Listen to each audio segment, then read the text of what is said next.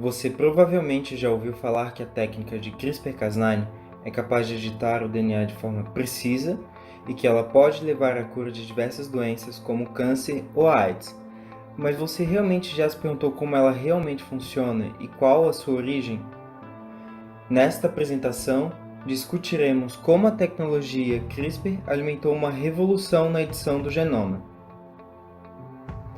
A capacidade de manipular o DNA tem sido um avanço significativo na comunidade científica, possibilitando uma melhor compreensão da relação entre o genoma e quais as suas funções, desde a inibição de um gene ou até a alteração da sua expressão. A edição do genoma é uma ferramenta importante no tratamento de doenças, através da identificação de novos alvos para intervenção médica, a criação de modelos animais para estudo de doenças genéticas, e a técnica também possui grandes perspectivas de aplicação na agricultura e até na produção de combustíveis. Mas, para que isso se torne uma realidade, existe a necessidade de um sistema capaz de fazer mudanças específicas e direcionadas ao genoma, algo simples a princípio, mas que tem sido um grande desafio na prática. Muitos desafios já foram superados nos últimos 20 anos, permitindo com que os pesquisadores manipulem com mais precisão genomas em linhagens celulares e modelos animais. Falando um pouco sobre o histórico de CRISPR-Cas9, em 1987 foram descobertas sequências de DNA bacteriano que possuíam regiões que eram repetidas e que eram espaçadas por regiões não repetidas, e 5 anos mais tarde, essas matrizes repetidas serão chamadas de CRISPR. No entanto, naquele momento não se tinha ideia de quais de fato eram as suas funções. Foi nos anos 2000, então, que se descobriu que essas sequências, ou espaçadores, na verdade continham DNA de bacteriófagos, e, em 2005, observou-se a presença de genes Cas, que codificam para uma endonuclease de DNA em estreita proximidade com as estruturas CRISPR, sugerindo que a degradação do DNA estranho pode ser então uma função primária de CRISPR-Cas. A especificidade desse sistema de degradação de DNA foi elucidada alguns anos mais tarde com a descoberta dos motivos adjacentes aos protoespaçadores, ou PANs. Em 2013, observou-se que esses motivos são alvos preferenciais para as endonucleases Cas e permitem ao sistema discernir entre o DNA próprio e não próprio da bactéria.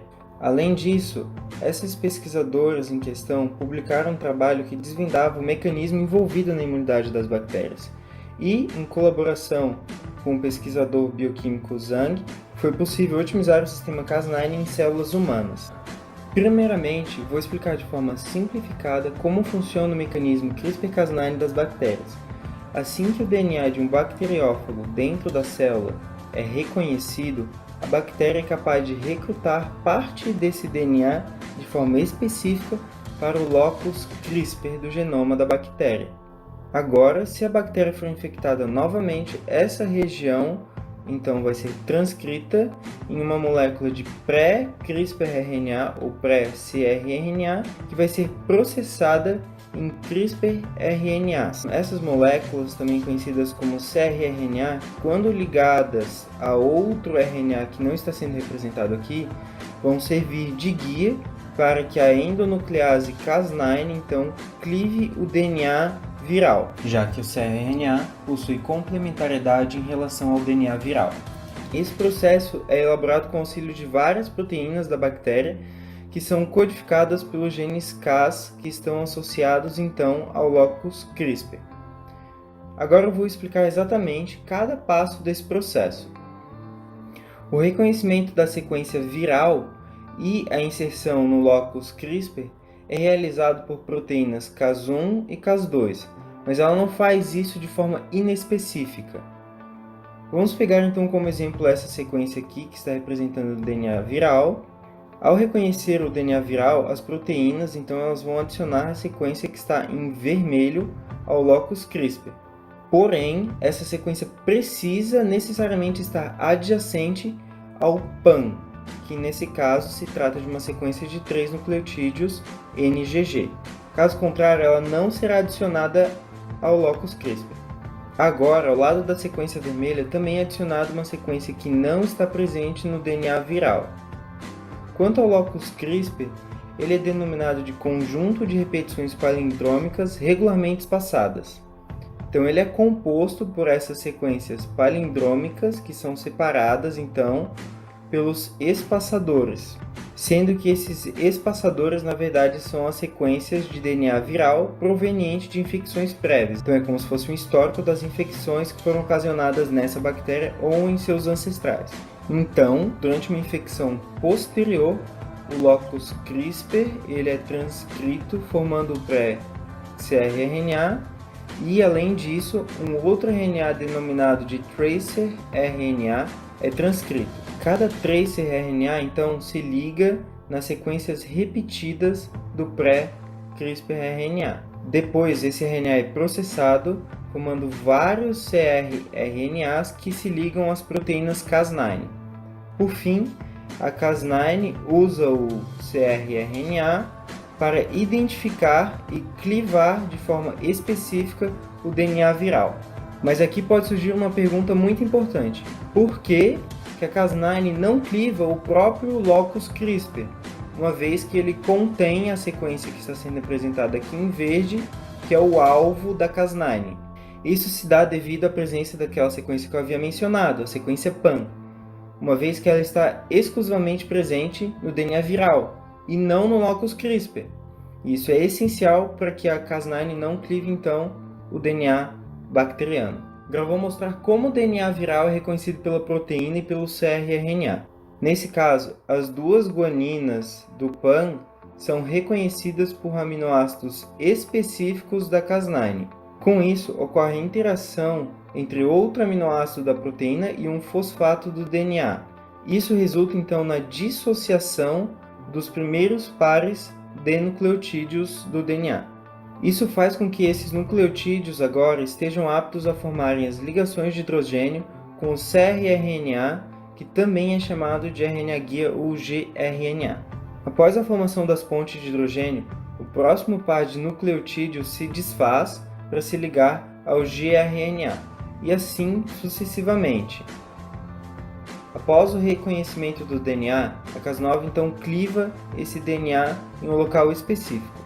O reconhecimento do PAN-NGG da clivagem entre o terceiro e quarto nucleotídeos são realizados pela Cas9 de Streptococcus pyogenes, mas existem outras Cas9 que reconhecem outras sequências PANs que variam quanto à sua composição nucleotídica e também quanto ao seu tamanho. Além disso, outras Cas9 podem clivar outros intervalos nucleotídicos. Foi a partir de 2012 que os cientistas pensaram em usar esse mecanismo para alterar o DNA de outros organismos. Para isso, basta garantir que a Cas9, o tracer RNA e um cRNA correspondendo à região que se deseja clivar tenham acesso ao DNA de uma célula ou organismo. Além disso, os cientistas pensaram em uma forma de se reduzir custos variáveis, utilizando um único RNA. Então, eles conseguiram fazer um RNA contendo o gRNA e o tracer RNA, que foi chamado então de sgRNA ou Single Guide RNA. Então, durante uma edição, a enzima acha a sequência e cliva ela. E a partir daqui existem duas possibilidades. Caso se deseje realizar o nocaute de um gene, os mecanismos de reparo da célula irão adicionar ou deletar alguns nucleotídeos aonde houver a clivagem e ligar as suas extremidades. Nesse caso, as duas extremidades do DNA podem se unir fazendo com que não haja alteração alguma no gene, ou pode ocorrer a deleção ou inserção em trincas antes da união das fitas, fazendo com que haja pouquíssimas alterações na proteína codificada por esse gene. Por último, pode ocorrer um número de inserções ou deleções que não sejam em trincas. Isso faz com que haja uma mudança no frame de leitura do RNA mensageiro, fazendo com que geralmente não haja proteína ou que ela perca sua função. A segunda possibilidade que se deseja com esse método é a inserção de uma sequência onde houve a clivagem pela Cas9. Para isso, deve-se adicionar outra molécula nesse processo, um DNA doador. Esse DNA possui a sequência que se deseja adicionar ao DNA genômico da célula e, nas extremidades, uma sequência que possui homologia àquela que foi clivada. Com isso, a célula irá realizar uma recombinação homóloga e isso vai resultar então na inserção da sequência que se deseja, que pode ser, como por exemplo, um gene de outra espécie. Esse é o princípio básico sobre a edição utilizando Cas9. Agora eu vou falar como o sgRNA e a Cas9 são inseridos na célula. Existem várias formas de se inserir esses componentes na célula. Um deles é fazer uma transfecção, ou seja, inserir os genes do sgRNA e da Cas9 dentro da célula. Entre os métodos de transfecção podem ser citados a eletroporação, a nucleoporação e os vetores virais. Além desses, temos a microinjeção e bombardeamento, que são mais utilizados em plantas.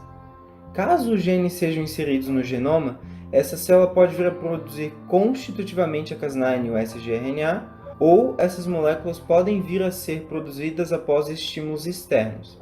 Mas também é possível adicionar a própria enzima e o sgRNA diretamente na célula para fazer uma edição temporária. Eventualmente também se deseja que a edição ocorra apenas em um tecido do organismo. Existem alguns métodos para fazer isso. Um deles é a utilização de uma Cas9 fotoativável, a PA-Cas9. Essa enzima está dividida em dois fragmentos, cada um fundido a um domínio de dimerização que só são unidos na presença de luz. Assim, a edição ocorre apenas nos tecidos que foram expostos à luz. Outra metodologia é a utilização de genes Cas9 que possuem promotores específicos, ou seja, a Cas9 só será produzida no tecido que aquele promotor ficar ativado. Às vezes, um cientista deseja estudar a função de um gene durante um determinado estágio do desenvolvimento. Para isso, ele pode silenciar aquele gene durante esse estágio pela utilização de promotores que são ativos exclusivamente naquele estágio. Apesar de ser possível, esses dois métodos de edição condicionais geralmente são realizados em conjunto com outro mecanismo, o CRE-LoxP. Nesses casos, geralmente são feitos dois organismos. Em um deles, é inserido com o CRISPR-Cas9 sequências específicas denominadas LoxP nas duas extremidades do gene que se tem como alvo deletar, sendo que essas sequências devem estar em um sentido específico também. No outro organismo, é inserido com CRISPR-Cas9 o gene que codifica para a proteína CRE. Esse gene vai possuir então um promotor que é ativado em um tecido ou estágio do desenvolvimento. Então, esses organismos são procriados. Com isso, os seus filhotes irão conter as duas sequências. Agora, quando o gene para a proteína CRE for ativado, essa proteína irá reconhecer os sítios LoxP, e com isso, a CRE vai realizar a remoção do gene que se tem como alvo. Acho que consegui abordar grande parte do conteúdo sobre o funcionamento de CRISPR-Cas9 que um estudante de biotecnologia precisa saber. Agora então eu vou falar um pouco mais sobre as suas aplicações. Com essa técnica, é, por exemplo, possível realizar triagem de alto rendimento para achar novos alvos para fármacos. Também é possível realizar o estudo de promotores ou de genes que ainda não se sabem a função, criar animais modelo contendo uma doença que se deseja estudar. Também é possível combater o câncer, tratar doenças hereditárias, melhorar o procedimento de fertilização in vitro, eliminar doenças como a zika e a malária, produzir comida e biodiesel e até mesmo querem reviver animais extintos utilizando essa técnica. Porém, nem tudo são flores na vida. A especificidade dessa técnica não é de 100% e a Cas9 pode crivar partes do DNA genômico que não se deseja. Felizmente, já existem enzimas e estratégias que resultam em uma maior especificidade, como a utilização de uma enzima que cliva apenas uma das fitas. Nesse caso, é necessário utilizar 2 sgRNAs. Além disso, a eficiência não é de 100%, e por isso devem ser realizadas técnicas para confirmação da edição, sendo que a escolha da técnica vai variar de acordo com o método de edição que você utilizou. Entre as técnicas que podem ser utilizadas para essa confirmação, podem ser citados o sequenciamento da região que se desejou editar, ou o sequenciamento do genoma do organismo inteiro, pode ser feito uma PCR, Southern Blot e Northern Blot, que é o caso que eu irei explicar agora. Os métodos de Salt and Blot e North and Blot se baseiam nas técnicas de hibridação para a detecção de sequências específicas de DNA, no caso do Salt and Blot, e de RNA, no caso do North and Blot. Neste trabalho vamos falar especificamente da técnica de North and Blot, que é utilizado para diferentes estudos de expressão gênica. Após a extração de RNA, ele é submetido à eletroforese, isto é, o RNA é separado em um gel de agarose ou poliacrilamida na presença de uma corrente elétrica, visto que o RNA possui carga negativa, sendo assim atraído pela carga positiva da corrente. Neste gel também é adicionado formaldeído para manter o RNA linearizado, o que será importante durante a etapa de hibridização. Após a separação das moléculas de RNA, é realizada a etapa de transferência para uma membrana de nylon ou de nitrocelulose. Para isso, um papel filtro deve ficar embaixo do gel e estar em contato com o tampão. E em cima do gel deve estar a membrana onde ocorrerá a transferência e várias folhas de papéis e um peso. Com isso, o líquido do tampão irá se mover por capilaridade para cima até o papel. E, durante esse processo, o RNA irá sair do gel e ir para a membrana. Vale ressaltar que existem outros métodos de transferência além do método de capilaridade.